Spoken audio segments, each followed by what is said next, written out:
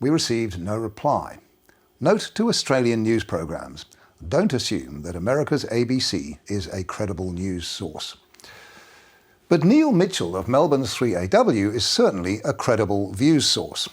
When he speaks his mind, you can bet he's giving voice to what a lot of Victorians are thinking.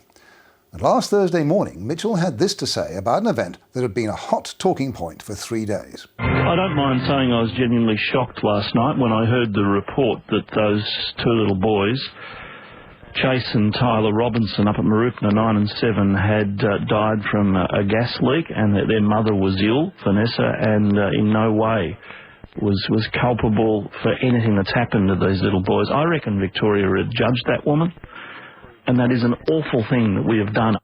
And Vanessa Robinson's parents spoke their minds too in an open letter released the same day. These past few days have seen our beautiful daughter and loving mother, Vanessa, tried and judged in a sensationalised media frenzy that did not give any credence to waiting for the truth to arise. Well, how much was the media to blame? It all started with a sparse media release from Victoria Police last Sunday evening. 3 phrases sent everyone herring off in the wrong direction. Police are investigating the suspicious death of 2 boys in Mooroopna this evening. That's the first one. The words suspicious death. What was suspected? Who was suspected? Well, A 29-year-old Mooroopna woman is currently assisting police with their inquiries. assisting police with inquiries. In this case, that hackneyed phrase meant exactly what it said, though Vanessa Robinson rapidly became too ill to assist anyone at all. But it's frequently used to describe people who are later charged. Clearly, if the deaths were suspicious, here was a suspect. And, said the media release, Homicide squad detectives are en route to the scene. Homicide doesn't mean exactly the same as murder, but the principal business of the homicide squad is the investigation of deaths in which foul play is suspected. So the media put 2 and 2 together. 7 News came right out and said 4.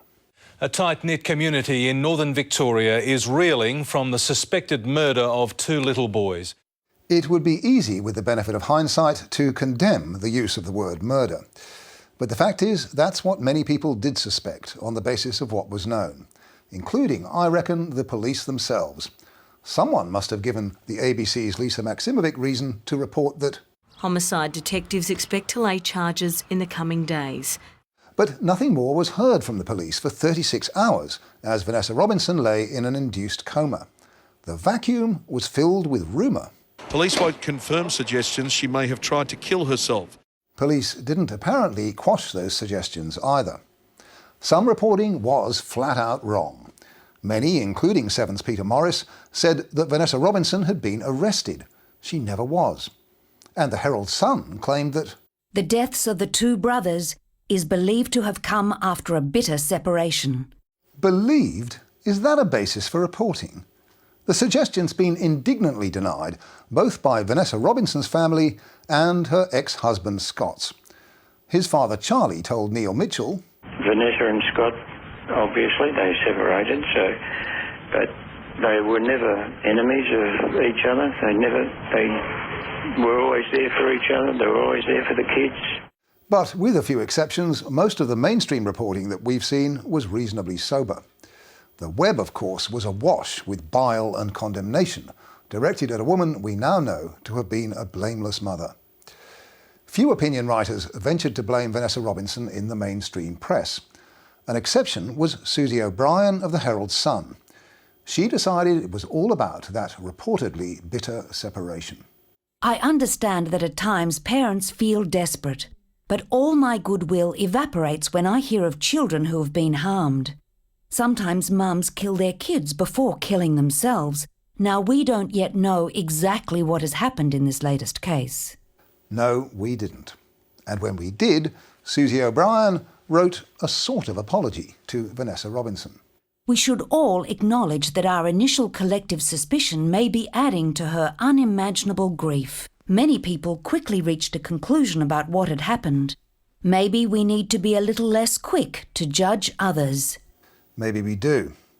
But there was one word missing from that piece, a word that Susie O'Brien's not usually shy of using: I.